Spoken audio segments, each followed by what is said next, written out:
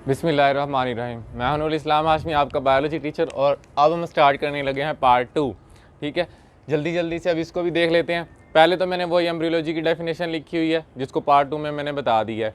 ठीक है, उसके बाद मैंने एम्ब्रियो के बारे में लिखा है, ये भी मैंने पार्ट 1 में बता दिया। जिसने लेक्चर नहीं देखा पहले वो उसको जाके देखे।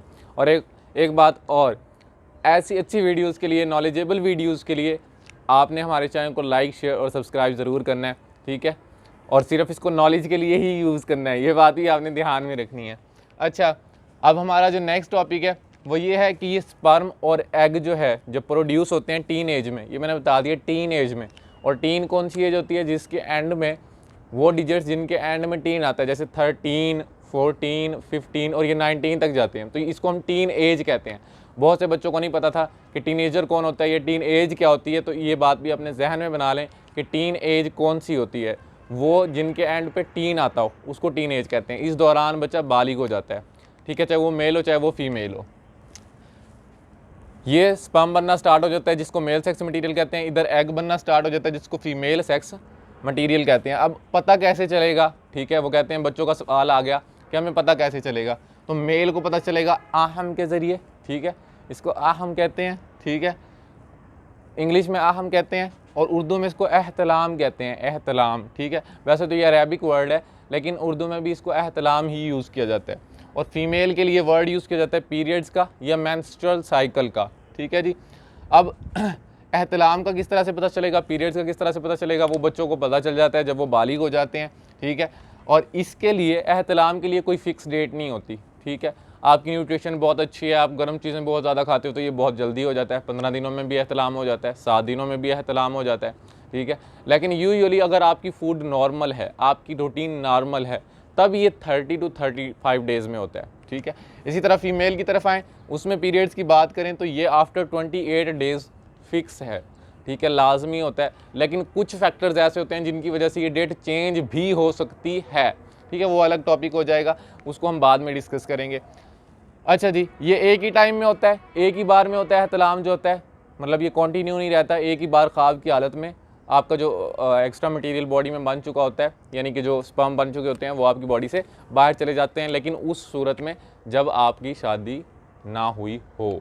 जब आपकी शादी हुई हो तो फिर ये जो है ना, ऐसे समझ लें एहतलाम कई कई बार होता ही नहीं है। ठीक है, क्योंकि आपके पास वाइफ होती है। ठीक है, और आप स्पर्म की इजैकुलेशन पहले ही बाय द सेक्स यानी कि अपनी वाइफ के साथ कर लेते हो। ठीक है, इसी तरह से फीमेल में भी पीरियड्स का यही रूटीन है, अगर तो वो अनमैरिड है। अगर वो मैरिड हो गई है फिर उसको पीरियड्स नहीं होंगे, ये बात आप लोगों ने क्लियर रखनी है। ठीक है, उसको पीरियड्स क्यों नहीं होंगे? जाहिर सी बात है, उसके पास स्पर्म आ जाएगा, स्पर्म एग के साथ मिल जाएगा, मिलने के बाद वो आहिस्ता आहिस्ता एम्ब्रियो में कन्वर्ट होना शुरू हो जाएगा।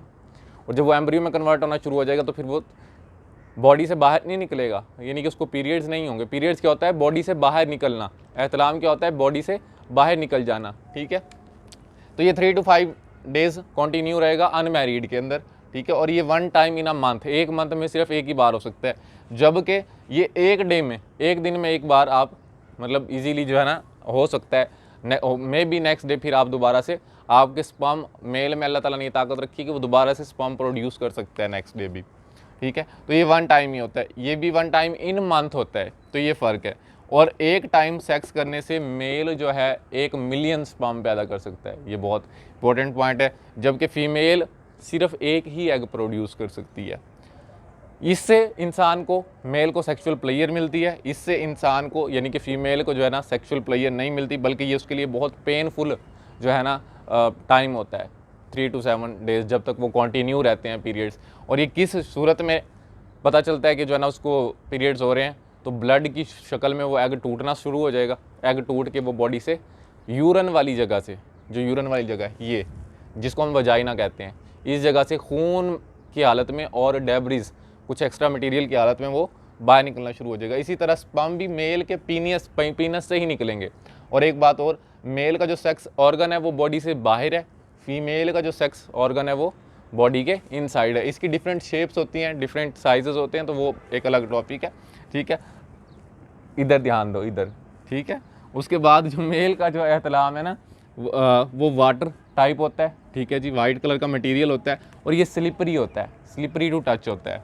ठीक है, तो ये दूसरा पार्ट हो गया हमारे पास। इसमें से अभी आपको कोई क्वेश्चन ना समझ आया हो, कोई बात समझ ना आई हो, तो आप मुझसे पूछ सकते हैं।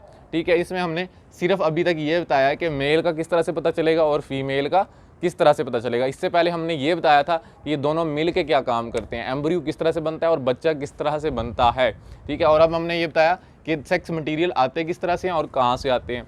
ठीक है, ये शेप्स भी मैंने इरेज नहीं की, ये पहले लेक्चर में भी हैं, ताकि आप लोगों को यहाँ भी क्लियर रहे कि स्पर्म इस शेप का होता है, एग इस शेप का होता है, ये वजाइना में से आता है, वजाइना के अंदर रहता है, ये बाहर नहीं आता, ये एग पीरियड्स के दौरान टूट के बाहर आता है, जबकि स्पर्म जो है उसको टूटने के लिए और वो कोई प्रोसेस नहीं होता, मतलब ये ब्लड की शक्ल में नहीं आता। तो इस बात को भी आपने जहन में रखना है। यहाँ से आपको कोई बात समझ नहीं आई, आप पूछ सकते हैं। मिलते हैं थर्ड पार्ट में। Have a good day.